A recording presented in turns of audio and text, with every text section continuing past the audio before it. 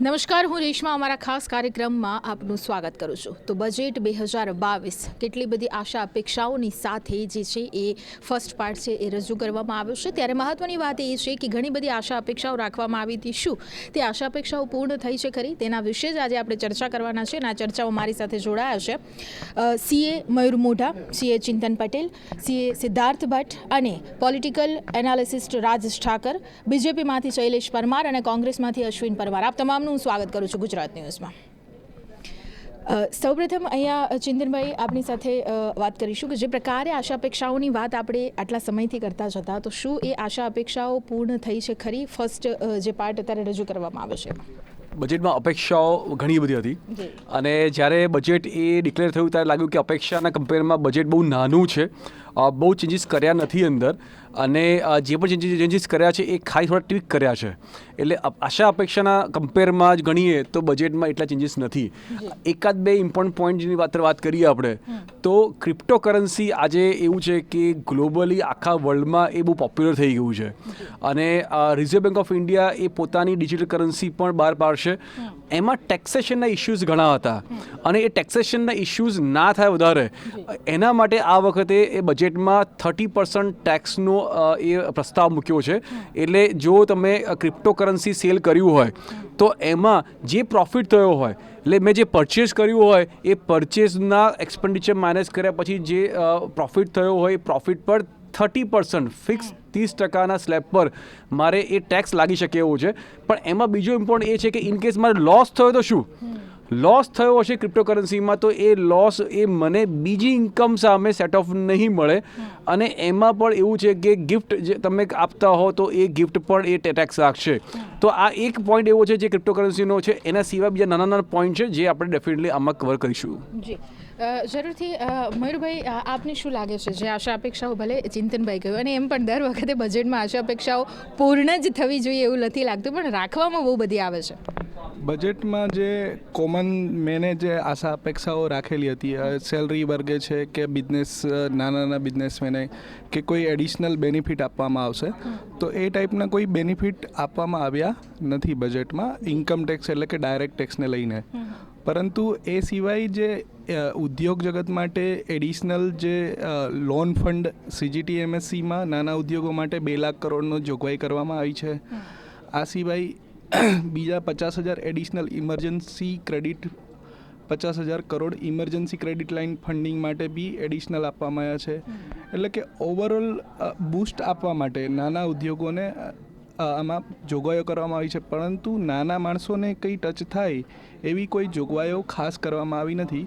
ખાલી થોડા ઘણા ડાયરેક્ટ ટેક્સીસમાં ચેન્જીસ કરી અને દિવ્યાંગજનો માટે થોડા બેનિફિટ એડિશનલ આપવામાં આવશે એવી જાહેરાત કરેલી છે.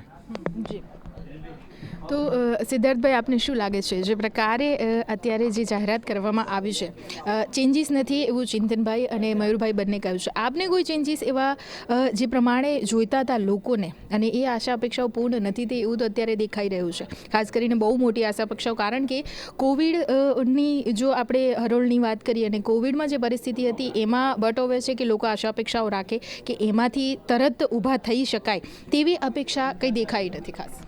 આપની વાત સાચી છે અને દર્શક મિત્રોને જાણીને એક સુખદ અનુભવ થશે કે આપણો દેશ બજેટ જે વિશ્વમાં લાવ્યું છે ને, તો એ ચાણક્યના અર્થશાસ્ત્રથી વિશ્વમાં બજેટનો ડંકો વાગ્યો તો એ સમયે ભારત સોનાની ચકલી કહેવાતું હતું, પણ અત્યારે એ સોનાની ચકલી પરદેશમાં ઉડી ગઈ છે. ક્યાંક ને ક્યાંક એ પાછી જાઓ જલાલી લાવવી પડે તો કઈ રીતે આવશે? કારણ કે આ બજેટ છે ને ફ્લેટ બજેટ છે, એમાં કોમન મેન આમ આદમી માટે કશું એવું ખાસ નથી. પણ હા, જે પ્રમાણે ડિજિટલ મૂવમેન્ટ આપ્યું છે તો પોઝિટિવ ટોનમાં જે કરંટ પ્રવાહ છે બજારનો, તો સ્ટાર્ટઅપ ખેડૂતોનો ઉદ્ધાર માટે જે ફાર્મરની ડબલ ઇન્કમ કરવાની વાત છે તો ક્યાંક ને ક્યાંક એ ઝાંખી દેખાઈ રહી છે. સરકાર કેન્દ્ર તરફથી તો પ્રયત્ન થઈ રહ્યા છે, પરંતુ જે અમલદારશાહી છે એનું ઇમ્પ્લિમેન્ટેશન કેટલું એ મહત્ત્વનું છે. સાથે સાથે ક્યાંક દેશની તિજોરી તો સાફ નથી થઈ રહી ને. જે પ્રમાણે રાજકોષીય ખાત ફિસ્કલ ડેફિસિટની વાત કરી તો 2003નો એક્ટ છે fiscal and budgetary monetary act, તો એમાં સ્પષ્ટ ઉલ્લેખ કરવામાં આવ્યો હતો કે રાજકોષીય ખાધ એટલે શું કે આવક અને જાવક. તો જાવક આજના સમયમાં આવકથી વધારે છે, એટલે કે આમદની અઠ્ઠાની ખર્ચા રૂપિયા, તો એને કંટ્રોલ કરવો પડે. તો એ 3.5%ની લિમિટ મૂકી હતી 2003માં. તો આ સરકારે સ્માર્ટલી શું કર્યું કે એ જે ટર્મ્સ હતી જે ડેફિનેટ એને જ બદલી નાખી અને 3.5%ની જગ્યાએ રિવાઇઝ એસ્ટિમેટ કરીને 4.5% કરી દીધું. અને રાજકોષીય ખાધ ગયા વર્ષે ઓલમોસ્ટ 6.5-7%ની આજુબાજુ હતી અને આ વખતે પણ 6.5%નું એસ્ટિમેશન મૂક્યું છે. એટલે બહુ મોટો ખાડો કહેવાય અને આ અમાઉન્ટ લાખો કરોડોમાં જતી હોય. એટલે ક્યાંક દેવાનું ભારણ તો નથી વધી રહ્યું ને, કારણ કે આપણું જે બજેટ ઓલમોસ્ટ 40 લાખ કરોડની આજુબાજુ છે, પણ આપણી આવકનો જે સ્ત્રોત છે ને એ હાર્ડલી 30 કરોડ છે. 30 લાખ કરોડ અને ક્યાં 40 લાખ કરોડ, અથવા તો હું તો આ રફલી એસ્ટિમેટ કહું છું. તો એ જે ગેપ છે ને એ બોરોઈંગ કરવું પડે, દેવું કરવું પડે. દેવું એટલે દેવું ને પછી વ્યાજે આપવું પડે. વ્યાજ આપવું પડે તો ફોરેન કરન્સીમાં જો આપણે દેવું કરતા હોઈએ તો એક તો રૂપિયો ઘસાઈ ગયો છે, તો એટલો બધો માર પડશે ને કે હવે એ પૈસો ક્યાંથી આવશે. જે ડાયરેક્ટ ટેક્સ ને ઇનડાયરેક્ટ ટેક્સની વાત કરી રહ્યા છે, તો ઇન્કમ ટેક્સમાં કોઈ ચેન્જ નથી કર્યો.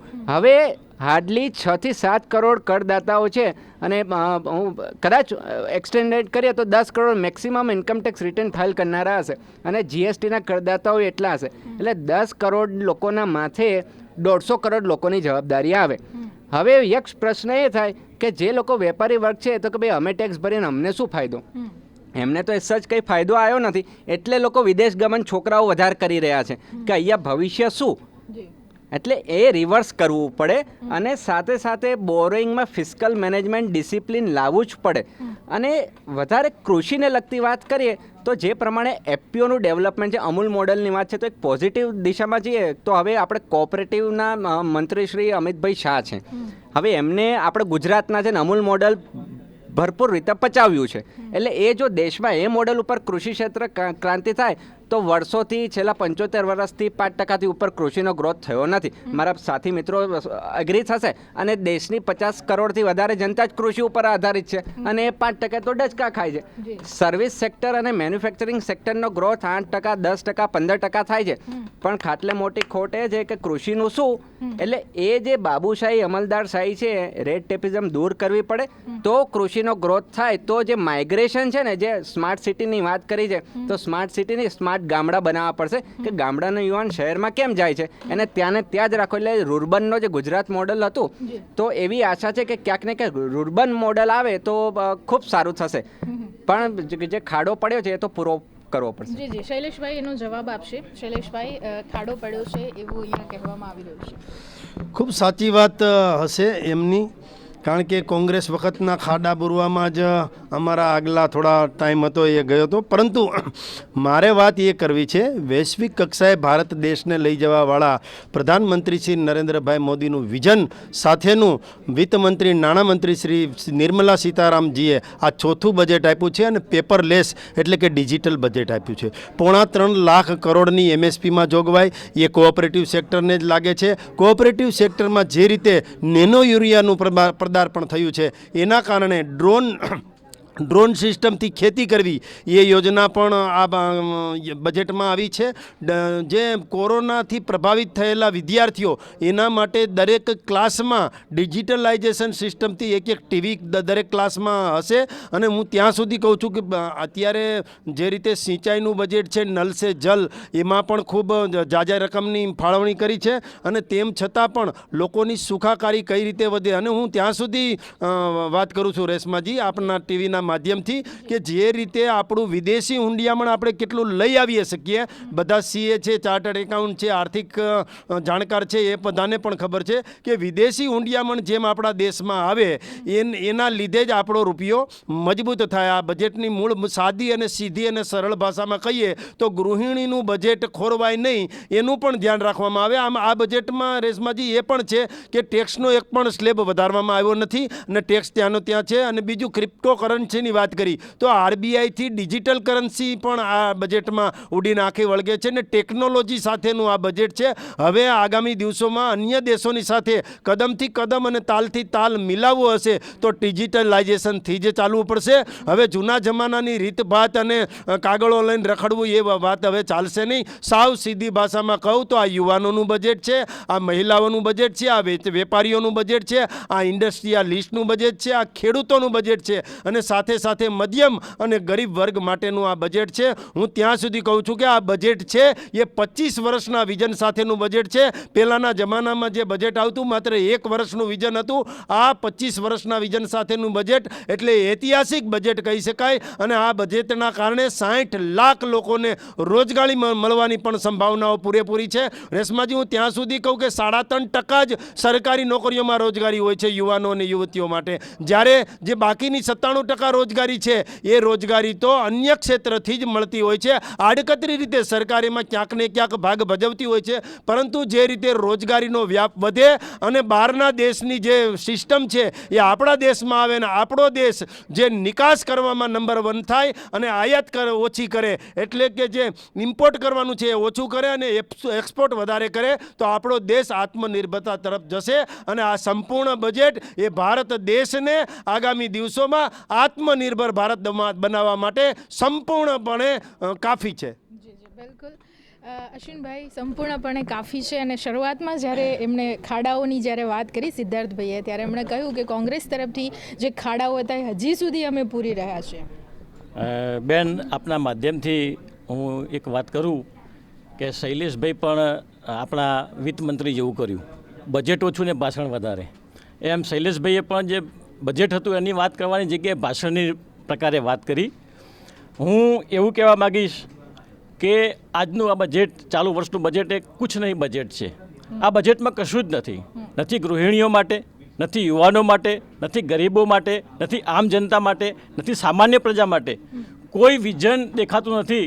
25 વર્ષના આવનારા વર્ષોની વાત કરીને વિઝનની વાત કરી, પણ આ કોરોના કાળ હમણાં જ આપણે ચાલુ જ છે. જો કોરોના, આ કોરોનામાં લોકોની ખરીદ શક્તિ ઘટી ગઈ છે.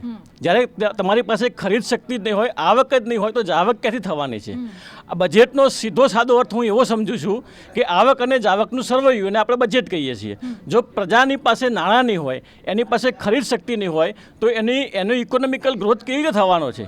આ બધી બાબતો કરવાની જગ્યાએ આપણે જો અને તો અમે આમ કરીશું તો આમ થશે, આમ કરી રહ્યા છીએ માટે આમ થવાનું છે, એવા મુંગેરી લાલકા હસીન સપના બતાવી અને પ્રજાને ગુમરાહ કરવાની વાત આ બજેટમાં કરવામાં આવી છે. જી રાજેશભાઈ, બધા જ લોકોની વાત સાંભળી, ચાર્ટર્ડ એકાઉન્ટન્ટની પણ આપણે વાત સાંભળી અને બીજેપી કોંગ્રેસની પણ સાંભળી. પાર્ટીની રીતે જો જોઈએ તો બીજેપી તરફથી કહેવામાં આવ્યું ખૂબ સરસ રીતને આ બજેટ રજૂ કરવામાં આવ્યું, 25 વર્ષનું વિઝનની સાથે આ બજેટ રજૂ કરવામાં આવ્યું છે. કોંગ્રેસ દ્વારા કહેવામાં આવ્યું છે કે મુંગેરીલાલના આ સપનાઓ છે. કેવી રીતે આપણે તટસ્થતાથી આને જોઈ શકાય છે કે એકચ્યુઅલી જે કોવિડની અંદર મહામારીનો ભોગ અને ભાગ આપણે બંને બન્યા, એ પરિસ્થિતિ મુજબ શું લોકોને ઊભા કરી શકશે? બિલકુલ તમારી વાત સાચી છે. કારણ કે આપણે આજે આંકડાઓની માયાજાળમાં ના પડીએ તો આ સામાન્ય માણસો માટેનું બજેટ છે. એની અંદર 25 વર્ષના વિઝનની વાત થઈ છે, પણ ગયા વર્ષનું જે બજેટ હતું એમાં જે ફાળવણી થયેલી હતી પૈસાની, અને એ સેક્ટરની અંદર એ પૈસા ખર્ચાયા પછી અને કેટલા ખર્ચાયા એના પછી એ સેક્ટરની શું હાલત છે, એને જો આપણે મૂલવીએ તો આપણને ખબર પડે કે પાછલા વર્ષની જે પ્રતિક્રિયાઓ મળવી જોઈએ અર્થતંત્રની અંદર એ પણ આપણને અત્યાર સુધીમાં મળી નથી. એટલે એક સામાન્ય માણસ તરીકે હું બૌદ્ધિક વાત ના કરું તો એટલું સમજ્યું કે રૂપિયો અહીંથી ગયો ને અહીંથી આવ્યો એ કાગળ ઉપર જોવાના બદલે એ પૈસો મારા ખિસ્સામાં આવ્યો છે કે નહીં એ મને જો ફીલ થાય તો મારા માટે બજેટ છે એ સારામાં સારું બજેટ ગણાય. પણ સરકારો કરતી શું હોય છે કે कहते ना कि सरकारें भी गजब एहसान करती है, पहले आंखें नोच लेती है फिर चश्मे दान करती है. એટલે આ ચશ્માઓનું જે દાન કર્યું છે અને એ એમના બતાવેલા ચશ્માથી આપણે આગળના 25 વર્ષ જોવાના, એના કરતાં આપણે જો આંકડાઓથી ગયા વર્ષોની તુલના કરીએ તો આપણને ખબર પડે. આપણે મધ્યમ વર્ગની વાત કરીએ તો પેટ્રોલ અને ડીઝલના ભાવ જે 100-110 રૂપિયા સુધી ગયા એની પાછળના જે કારણ આપવામાં આવ્યા હતા કે ભાઈ કોવિડ કાળની અંદર તંત્રને બેઠું કરવા માટે આ જરૂરી હતું. એ પછી જે વેક્સિનેશન કાર્યક્રમ થયો એ વેક્સિનેશન કાર્યક્રમ માટે પૈસાની જરૂર હતી, એના માટે આ કરવું જરૂરી હતું. તો આજે નાણામંત્રી એ જવાબદારી પણ સ્વીકારી અને કહેવાનું હતું કે જે તમે એપ્રિલથી નવેમ્બર સુધીમાં લગભગ 4.5 લાખ કરોડ રૂપિયા પેટ્રોલ અને ડીઝલના માધ્યમથી સામાન્ય ગરીબ વર્ગની પાસેથી લીધા, તો એની અંદરથી એ પૈસાને અર્થતંત્રનો વેગ આપવા માટે ક્યાં ક્યાં રોક્યા, એના શું પરિણામ આવ્યા, અને વેક્સિનેશન કાર્યક્રમની અંદર આ જે ફંડ છે એનો ક્યાં ઉપયોગ થયો એ થયું નથી. 5 વર્ષનો આપણે આંકડો જોઈએ તો 13,17,000 કરોડ રૂપિયા જેટલા માત્ર આની અંદરથી આપણી પાસેથી સરકારે લીધા છે. એની સામે સામાન્ય માણસને આપીશું તો આવકવેરાની અંદર કોઈ પણ પ્રકારનો રાહત એમને આપવામાં આવી નથી. અને એમાંય સૌથી મોટી જે સેલરાઇઝ પર્સન છે કે જેમણે તો જે સેલરી સ્લીપ આવે છે એના ઉપર જ ઇન્કમ ટેક્સ ભરવાનું છે, એમને 1 નંબર 2 નંબર કરવાનો મોકો મળતો જ નથી. એ જે કમાય છે એમાં એ 10%ના સ્લેબમાં છે, 10% 20માં છે, તો 20માં 30%ના સ્લેબમાં 30%. એ પૈસા એમને ચૂકવી દેવા પડે છે. એ ચૂકવી દીધા પછી રાષ્ટ્ર નિર્માણમાં એણે આપેલા ફાળાની સામે એને જે મળવું જોઈએ કે એને જે સસ્તું આરોગ્ય મળવું જોઈએ, તો આપણે કોવિડની સ્થિતિમાં જોયું આરોગ્યની પાછળ ગયા વર્ષે 64,000 કરોડ રૂપિયા ફાળવાયેલા હતા. એ 64,000 કરોડ રૂપિયામાંથી આરોગ્યમાંથી કઈ જગ્યાએ કેટલી 17 એમ્સની જાહેરાત થઈ હતી, પણ 17માંથી એક પણ એમ્સ કાર્યાન્વિત થઈ છે ખરી? આપણે ગુજરાતમાં જાહેરાત થયા પછી 2 વર્ષ પછી એનું ભૂમિપૂજન થયું. અત્યારે શું સ્થિતિ છે? હરિયાણાની અંદર 2.5 વર્ષ પછી અત્યારે પણ એમ્સ માટે જમીન શોધાઈ રહી છે. એટલે જાહેરાતો થઈ જાય ને સ્પર્શે નહીં, એને અહેસાસ ના થાય કે મારી આશાઓ, મારી અપેક્ષાઓ જે મોંઘવારીને લઈને છે, જે રોજગારીને, એમણે કીધું રોજગારીમાં, તો રોજગારીમાં સરકારી આંકડા જે કહે છે એ અને અત્યારે 60 લાખ રોજગાર આપવાની વાત છે, એ બેની અંદર ડિફરન્સ થાય છે. વાત સાચી છે કે 3.5 કરોડ સરકારી યોજનામાંથી મળતી હોય, પણ જ્યારે એમણે કીધું ખરીદ શક્તિ ઘટી, 3% ખરીદ શક્તિ ઘટી છે. ખરીદ શક્તિ ઘટશે એટલે ઉત્પાદન ઘટવાનું છે, ઉત્પાદન ઘટશે એટલે જે એમએસએમઈ છે, જે સૌથી વધારે રોજગાર પેદા કરે છે, એ એમએસએમઈમાં જ અત્યારે તકલીફ છે, જ્યાં બૂસ્ટર ડોઝ આપવાની જરૂર છે, નથી અપાયો. અને એના કારણે અત્યારે આપણે જોઈએ હોટલ છે, રેસ્ટોરન્ટ છે, ટ્રાવેલિંગ ઇન્ડસ્ટ્રી છે, ફૂડ ઇન્ડસ્ટ્રી છે, આ બધામાં રોજગાર છે જ નહીં. અને તો જે સેક્ટર છેલ્લા 2 વર્ષમાં કોવિડના કારણે સૌથી વધારે માર પડ્યો હતો, એ સેક્ટરને સૌથી વધારે રાહત મળવાની જરૂર હતી, પણ ત્યાં અત્યારના સંજોગોમાં આપણને કોઈ રાહત દેખાતી નથી. જી, જે પ્રકારે અહીંયા વાત કરી, ખાસ કરીને ચિંતનભાઈ, જો વાત કરીએ આંકડાકીય રીતે આ પરિસ્થિતિ જે આપણને દેખાઈ રહી છે તેમાં જોવામાં આવે કે સીધી રીતે સ્પર્શ નથી એવું કહેવું છે પોલિટિકલ એનાલિસિસનું. ત્યારે ખાસ આપનું શું કહેવું છે? કારણ કે એકદમ વાત એમની સાચી છે કે જ્યાં સુધી સામાન્ય પ્રજાને, ભારત દેશની અંદર જ્યારે વાત કરવામાં આવે, સામાન્ય પ્રજાને સીધું ખિસ્સાને અડવું જોઈએ, ભલે પછી એ જતો હોય તો પણ રૂપિયો ને આવતો હોય તો પણ. તો એ પરિસ્થિતિમાં આપણે કેવી રીતે આને જોઈશું? હા, એટલે છે ને આમાં કોઈ ટેક્સના સ્લેબમાં ખાસ ચેન્જ કર્યો નથી, એટલે એક્ઝેક્ટલી ડાયરેક્ટલી એ આમ જનતાના પોકેટને એ સ્પર્શે એવું બજેટ નથી. પણ મેઇન 1-2 પોઈન્ટ આમાં સારા જે છે એ આપણે ડીલ કરી શકીએ અત્યારે, કે ઇન્કમ ટેક્સમાં લિટિગેશન એ ઓછું થાય એના માટેના 2 બહુ મોટા ચેન્જ કર્યા છે. પહેલો ચેન્જ એવો છે કે કોઈએ ઇન્કમ ટેક્સ રિટર્ન જ્યારે ફાઇલ કર્યું એ વખતે કોઈ ઇન્ફોર્મેશન રહી ગઈ લખવાની, ઉતાવળ હોય, કોઈ પણ કારણસર તમારી ઇન્ફોર્મેશન લખવાની રહી ગઈ છે. હવે એ પછી હું રેક્ટિફિકેશન કરી શકું છું, અથવા હવે રેક્ટિફિકેશન ના કરું તો શું? તો એ વસ્તુ ગઈ. રેક્ટિફિકેશન એક ટાઈમ હોય, તો મારી ઇન્કમ ટેક્સ રિટર્નમાં મારી ભૂલ થઈ ગઈ હોય કોઈ વસ્તુમાં, તો મારે એ અપડેટ કરવા માટે હું અપડેટેડ ટેક્સ રિટર્ન ફાઇલ કરી શકું, એના માટે 2 વર્ષનો ટાઈમ આપ્યો છે આ વખતે. એટલે એસેસમેન્ટ યર જે તમારું હોય એ એસેસમેન્ટ યર કમ્પ્લીટ થયાના 2 વર્ષ સુધી તમે તમારું ટેક્સ રિટર્ન એ અપડેટ કરીને, ચેન્જ કરીને તમે એને ફાઇલ કરી શકો છો. તમારે એમાં થોડું એડિશનલ ટેક્સ પે કરવો પડે, કારણ કે નોર્મલથી તમારે આમાં થોડું એક્સ્ટ્રા હોય, પણ તમે ટેક્સની ચોરી કર્યું હોય તો જે પેનલ્ટી આવે એ આમાં ના આવે. તો આ એક પોઈન્ટ એવો છે જેની અંદર આમાં બેઝિકલી થોડું ઓબ્જેક્ટિવ એવો છે કે જેટલું લિટિગેશન ઓછું થાય એ છે. બીજો વેરી ઇમ્પોર્ટન્ટ એવો છે કે ટેક્સના લિટિગેશનની અંદર જ્યારે પણ કેસીસ હોય, આજે હું કહું છું મારા કેસની અંદર કોઈ ખર્ચો ડિસઅલાઉ કર્યો છે, હવે એ કેસની સામે ડિપાર્ટમેન્ટ અપીલમાં જાય તો ઓલરેડી મારા જેવો કેસ ક્વેશ્ચન ઓફ લો કહેવાય કે લીગલી એ મને એલાઉડ છે કે નથી એલાઉડ, એ ક્વેશ્ચન ઓફ લો વાળા જો કેવો કેસ હોય અને ઓલરેડી આના જેવા કોઈ કેસ હાઈકોર્ટમાં કે ઉપર એ ચાલતા હોય, તો એવા કેસમાં અત્યારે કેસના બહુ ભરાવા થઈ ગયા છે. અને એ કેસ ભરાવાના કારણે છે ને બેઝિકલી આપણે એને ઇમિડિયેટલી ડીલ નથી કરી શકતા. તો એ કેસની અંદર હવે પ્રોવિઝન એવું છે કે ડિપાર્ટમેન્ટ એની સામે અપીલમાં નહીં જાય વિથ ધ ઓબ્જેક્ટિવ કે લિટિગેશન ઓછામાં ઓછું કરવાનું, કોર્ટની સિસ્ટમમાં એ કામ ફાસ્ટ પતી જાય, કેસ કોર્ટમાં ગયો હોય તો નિકાલ ફાસ્ટ આવી જાય, એનો એક આમાં એક મને લાગે છે કે સારી વસ્તુ કરી છે. જી મયુરભાઈ, સીધું ખિસ્સાને નથી સ્પર્શી રહ્યું બજેટ આ વખતે, તો લોકો ઘણા બધા એવી આશા પણ રાખતા હતા કે કદાચ કોરોનાની જે માર પડ્યો છે એવું નથી અત્યારની પરિસ્થિતિમાં કે બધા જ લોકો ઊભા થઈ ગયા હોય અને તરત એમના ધંધા રોજગાર ફરીવાર ચાલવા લાગ્યા હોય, તો અત્યારે જે બજેટ રજૂ થયું છે એમાં કોઈ પણ એવી આશા થોડી પણ લાગી રહી છે કે ફરીવાર લોકો ઊભા થઈ શકે અને જે આશા રખાઈ હતી અને સીધું તેમના ખિસ્સાને સ્પર્શ કરી શકે? એમાં ખિસ્સાને સ્પર્શ કરી શકે એવી વસ્તુઓમાં ખાલી એડિશનલ લોન સિવાય બીજું કશું જ આપ્યું નથી એવું કહી શકાય. ઇમરજન્સી ક્રેડિટ લાઇનના જે 50,000 કરોડ અને 2 લાખ કરોડ CGT MSC માટે જે અલગથી ફાળવ્યા છે MSME, એ રૂટે સિવાય ડાયરેક્ટ સ્પર્શી શકે એવી કોઈ જ બેનિફિટની જોગવાઈ આપવામાં આવી નથી. પરંતુ ઓવરઓલ જે ઇન્ડસ્ટ્રીને ભવિષ્યમાં બેનિફિટ થાય એના માટે ચેન્જીસ કરવા માટે એક વધારામાં SEZ જે છે એ એક એબોલિશ કરી અને એક નવો લેજિસ્લેશન આવશે એના માટે, જેથી કરીને ઇન્ડસ્ટ્રીને એડિશનલ બેનિફિટ માટેની કોઈ સ્કીમ એ લોકોએ જાહેરાત કરી છે, જે હજી આગળના ભવિષ્યમાં એ લોકો એનું આપશે ડિટેલ. એની કોઈ ડિટેલ અત્યારે આપી નથી. આ સિવાય બીજી કોઈ એવી સ્પેસિફિક જોગવાઈઓ કરવામાં નથી આવી કે જેથી ડાયરેક્ટ તમારા ખીચામાં કે લોકોના ખીચામાં પૈસા આવી જાય.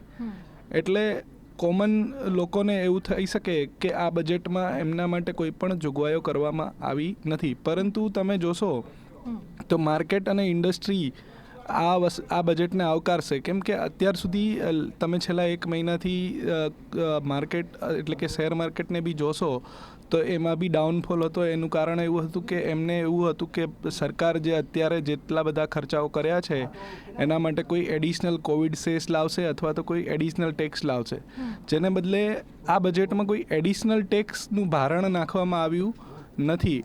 એને બદલે જે ડેફિસિટ જે છે એ વધારી અને સરકારે પોતાના કેપિટલ એક્સપેન્ડિચર વધારી અને નવી રોજગારીની સર્જન થાય એ પ્રમાણેની જોગવાઈ કરવામાં આવી છે. પરંતુ આમાં બજેટ જાહેર કર્યા પછી એ કેટલું ઇમ્પ્લિમેન્ટ થશે એના પર ડિપેન્ડ હોય. અત્યારે જે બજેટ છે એ 39 લાખ કરોડના ખર્ચાઓ અને આવક જે છે એ 22 લાખ કરોડની એ રજૂ કરવામાં આવી છે, જેથી કરીને ડેફિસિટ જે છે એ લાસ્ટ યર કરતાં વધી 6.5% જેટલી થઈ જશે એવું એક અંદાજ કરવામાં આવ્યો છે. તો પ્રેક્ટિકલી આ બધી વસ્તુઓ તમે જુઓ તો કેટલું ઇમ્પ્લિમેન્ટેશન થશે એના પર આ બાબત ડિપેન્ડ કરે છે. બાકી અત્યારે તમે જો બજેટને ઓવરઓલ જુઓ તો ગ્રોથ બજેટ એવું કહી શકાય, પરંતુ કોમન માણસોને એમાં કંઈ બેનિફિટ નજરે જોવા નહીં મળે અથવા તો એમના ખિસ્સામાં પૈસા નહીં આવે.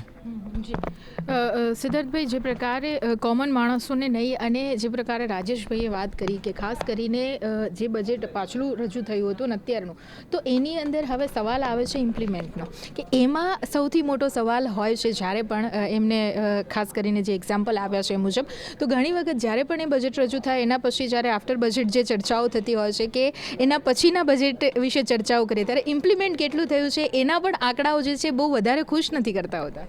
તમારી વાત સાચી છે અને દર્શક મિત્રોને જાણીને નવાઈ લાગશે કે બજેટની જોગવાઈઓ ખરેખર સુંદર હોય છે, પણ જ્યારે ગ્રાઉન્ડ ઉપર આવે છે ને તો એ હજી પણ ક્યાંક એક શંકા સેવાય છે. જેમ રાજીવ ગાંધીજીએ કીધું હતું રૂપિયો ખર્ચે છે ને 15 પૈસા પહોંચે છે, તો આજની તારીખે પણ ક્યાંક એવું તો નથી ને. ભલે અત્યારે ડાયરેક્ટ બેનિફિટ ટ્રાન્સફર થઈ રહ્યો છે, પણ જે ગ્રાન્ટ જે સબસિડી આપે છે 1 લાખ કરોડથી વધારે એની સબસિડીઓ આપે છે, ફૂડમાં આપે છે, ફર્ટિલાઇઝરમાં આપે છે, પેટ્રોલિયમમાં તો ઓછી કરી નાખી એટલે પેટ્રોલના ભાવ અત્યારે જે ભડકે બળે છે ને તો એ સબસિડી ઓછી કરી એના લીધે છે. જૂની સરકાર હતી તો સબસિડી આપતી રહેતી હતી એટલે ક્રૂડનો બેરલ દીઠ $140 થઈ જતો તોય આપણને અસર નહોતી થતી.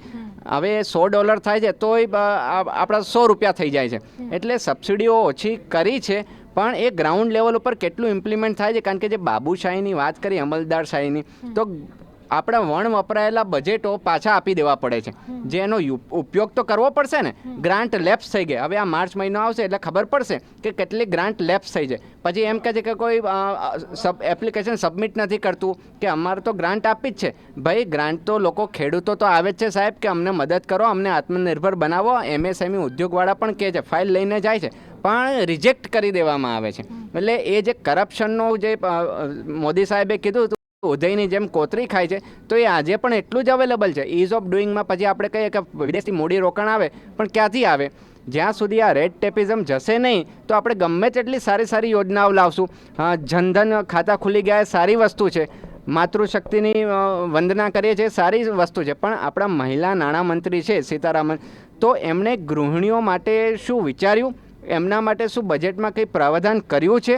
એઝ વેલ એઝ વુમન એન્ટરપ્રિન્યોરની આ વખતે વાત નથી થઈ, સ્ટાર્ટઅપની વાત કરી છે, પણ એ ગામડાના લેવલને જે બૂસ્ટર ડોઝ આપવાનો છે એનું શું? કારણ કે દેશની 50%થી વધુ વસ્તી ગ્રામીણ વિસ્તારમાં છે, અને એમાં જે લેબર વર્કફોર્સ છે ને ખેતીવાડીમાં, તો એ 50% તો મહિલાઓ છે.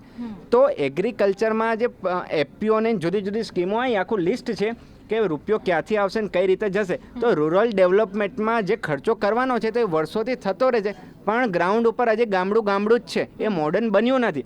ડિફેન્સમાં સારા એવો ખર્ચો થઈ રહ્યો છે, પણ એક પ્રાવધાન એમણે સારું કર્યું છે કે હવે આત્મનિર્ભર ભારત ડિફેન્સમાં બનાવીશું. તો કારણ કે આપણને ડોલર અને યુરોમાં મશીન ગન ખરીદવાના પોસાય નહીં. આપણે હજી ગરીબ દેશની વ્યાખ્યામાં જ આવે છે. આફ્રિકાથી આગળ છે, ચાઇના અને અમેરિકાથી પાછળ છે.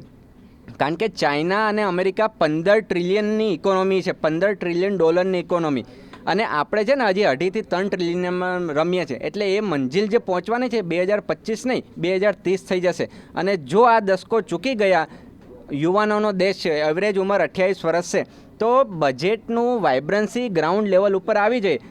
ટેલિકોમ્યુનિકેશનમાં સારું થઈ રહ્યું છે કે ડિજિટલાઇઝ વેથી આખા ગામડાઓને કનેક્ટ કરશું. રેલવેમાં પણ સારી યોજનાઓ મૂકી રહી છે કે ડેડિકેટેડ ફ્રેટ કોરિડોરને ઝુંબેશ આપી અને તમારા ગોડાઉનથી માલ ઉઠાવશે અને પોર્ટ સુધી લિંક કરી આપશે. એવી રીતે સાગરમાલા પ્રોજેક્ટનું આ વખતે એટલી ખાસ ચર્ચા નથી કરી, પણ ઇન્ટરલિંકિંગ ઓફ વોટરવેઝની વાત કરી, નદીઓને કનેક્ટ કરવાની વાત કરી. તો ક્યાંક ડ્રોટ, જ્યાં ક્યાંક વધારે પડતો વરસાદ પડે છે અને ક્યાંક ઓછો વરસાદ પડે છે, તો એને બેલેન્સ આઉટ કરવાનો પ્રયત્ન છે. પણ યોજનાઓ ના રહી. નર્મદા યોજના બનતા 50 વર્ષ થઈ ગયા. જવાહરલાલ નહેરુ સાહેબથી ઉદ્ઘાટન થયું હતું, તો જે ખવા જઈને પતી છે. એટલે આપણે જે આ લીગસી સિસ્ટમ છે ને, તો એ વાઇબ્રન્સી લાવવી પડે. કારણ કે આપણે એમ કહીએ કે ફોરેક્સ રિઝર્વ આપણી સારી છે, એમાં ના નથી કે વિદેશી ઊંડિયામણ આપણે 13 મહિના ચાલે ને એટલું બેલેન્સ આવી ગયું છે. પણ આપણી કમ્પેરિઝન કોની જોડે થાય છે ખબર? સ્વિટ્ઝરલેન્ડ અને જાપાન જોડે થાય છે. હવે દર્શકોને જાણીને નવાઈ લાગશે, સ્વિટ્ઝરલેન્ડ છે ને ગુજરાત કરતાં નાનું છે, એની વસ્તી ગુજરાત કરતાં ઓછી છે. જાપાનની વસ્તી ગુજરાત કરતાં ઓછી છે. કમ્પેરિઝન બે હાથીની થતી હોય તો ચાઇના અને ઇન્ડિયાની કમ્પેરિઝન કરો. પેલા હાથીને કીડીની કમ્પેરિઝન ક્યાંથી થાય? અને આ તો જવા દો, ઇઝરાયલ જોડે કમ્પેરિઝન કરે કે ખેતીવાડીમાં ઇઝરાયલ આગળ જઈને ત્યાંથી ટેકનોલોજી લાવે છે. હવે ઇઝરાયલ તો અમદાવાદ જેટલું છે. હવે એની કમ્પેરિઝન અને ભારતની કમ્પેરિઝન ક્યાંથી મેળ ખાવાનો? એટલે જે રિફોર્મ થવું જોઈએ, ડ્રોન ટેકનોલોજી આવશે, એ વસ્તુ સાચી છે, પણ ખેડૂતને ડ્રોન શું છે એ સમજાવશે કોણ? એની માટે તો જે ઓફિસમાં અધિકારીઓ બેઠા છે એમને ગ્રાઉન્ડ ઉપર આવવું પડે. ત્યારે આ મોદી સાહેબની જે મહેનત છે એ 18 કલાક મહેનત કરે છે, 20 કલાક મહેનત કરે છે, પણ ગ્રાઉન્ડ ઉપર તો દેખાવું જોઈએ ને. યુવાનો અને પ્રોફેશનલો, વેપારીઓ બધા એમની જોડે જ છે, પણ જે આ ખૂટતી કડી છે એની માટે વર્કઆઉટ કરવું પડે. અને એમાં માટે જે પ્રોફેશનલ વ્યૂઝ હોય, જે વેપારી સજેશન કરતા હોય કે અમે આટલો ટેક્સ ભરીએ છીએ તો અમને થોડી રાહત આપો, નહીંતર અમે અમારો પૈસો વિદેશમાં જ નાખી દઈશું, સ્વિટ્ઝરલેન્ડના ખાતામાં જ નાખશું. કેમ નાખે છે? કારણ કે અમે કરોડો રૂપિયાનો ટેક્સ ભરીએ છીએ, પણ વળતરમાં અમને કશું મળતું નથી. સીધી વસ્તુ છે.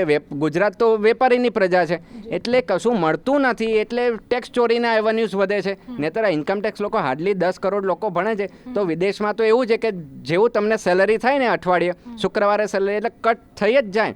તો એ દિશામાં એટલું બધું પોટેન્શિયલ છે કે 25 કરોડ લોકો ઇન્કમટેક્સ ભરવા જોઈએ.